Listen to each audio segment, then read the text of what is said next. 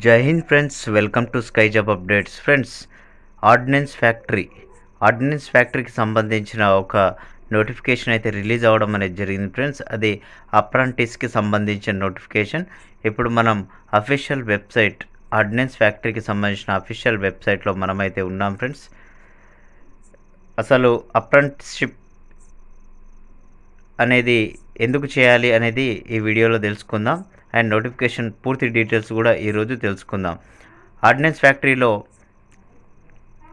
Last year వచ్చేసి ITI వాళ్ళకి సంబంధించిన అప్రెంటిస్షిప్ పడడం అనేది జరిగింది. ఇప్పుడు గ్రాడ్యుయేషన్ ఎవరైతే కంప్లీట్ చేశారో వాళ్ళ కోసం అప్రెంటిస్షిప్కి నోటిఫికేషన్ అయితే రిలీజ్ చేయడం అనేది జరిగింది ఫ్రెండ్స్. ఈ అప్రెంటిస్షిప్ చేస్తే లాభం ఏంటి అంటే, డిఫెన్స్ సెక్టార్లో ఏ నోటిఫికేషన్ పడినా కూడా వాళ్ళకి స్పెషల్ రిజర్వేషన్ కోటా కింద తీసుకోవడం అనేది జరుగుతుంది. అండ్ ఇప్పుడు మనం లేట్ చేయకుండా నోటిఫికేషన్ డీటెయిల్స్ అయితే చూసుకుందాం ఫ్రెండ్స్. అఫీషియల్ నోటిఫికేషన్ చూసుకుంటే ఆర్డినెన్స్ ఫ్యాక్టరీ మెదక్కి సంబంధించిన అఫీషియల్ నోటిఫికేషన్ ఇది అప్రెంటిస్షిప్కి సంబంధించి. ఇక్కడ చూసుకోవచ్చు friends. Ordinance factory Medak Sangareddy Telangana invite online application from eligible graduate and diploma holders.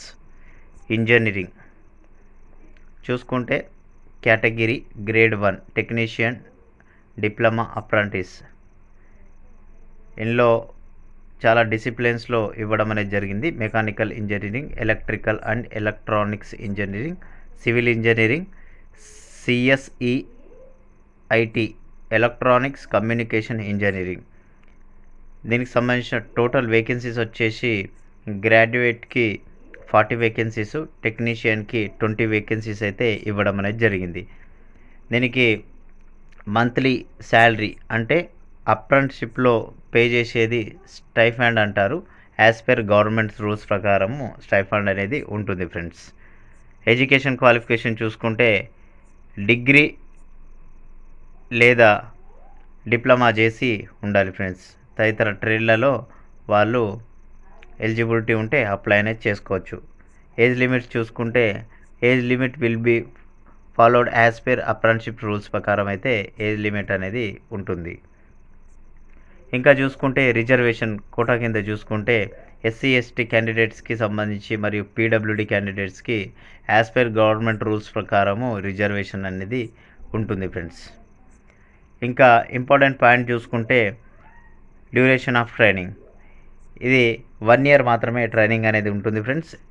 Act 1973 act ప్రకారం అయితే ట్రైనింగ్ అనేది ఉంటుంది. ఇక్కడ మీరు ఇంకొకటి గమనించాల్సింది, candidates who can already undergo or currently undergoing apprenticeship ఎవరైతే ఇంతకంటే ముందు అప్రెంటిస్ చేసిన వాళ్ళు దీనికి ఎలిజిబుల్ కాదు అని ఇంపార్టెంట్ నోట్ అయితే ఇది చూసుకోవచ్చు ఫ్రెండ్స్. ఇంకా దీన్ని అయితే ఆన్లైన్లో అయితే అప్లై అనేది చేయాల్సి ఉంటుంది. ఆల్రెడీ అప్లికేషన్ అనేది స్టార్ట్ అయింది.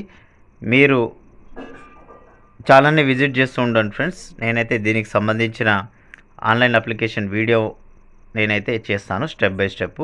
ఇక్కడ చూసుకుంటే ఆన్లైన్ అప్లికేషన్ స్టార్టింగ్ డేట్ వచ్చేసి 23/09/2022కి స్టార్ట్ అనేది అయింది. 30కి అయితే దీనికి సంబంధించిన ఆన్లైన్ అప్లికేషన్ అయితే కంప్లీట్ అనేది అయిపోతుంది ఫ్రెండ్స్. దీనికి సంబంధించిన షార్ట్ లిస్ట్ డేట్ కూడా ఇచ్చేశారు.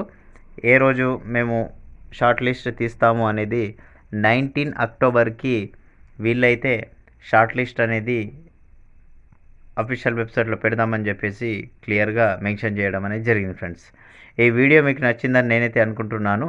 వీడియో నచ్చితే ఖచ్చితంగా సపోర్ట్ చేసి ఛానల్ని సబ్స్క్రైబ్ చేసుకోండి. ఏదైనా డౌట్ ఉంటే కామెంట్ బాక్స్లో కామెంట్ చేయండి. 100% రిప్లై అనేది ఇస్తాను ఫ్రెండ్స్. Thanks for watching. జై హింద్, జై భారత్, వందే మాతరం.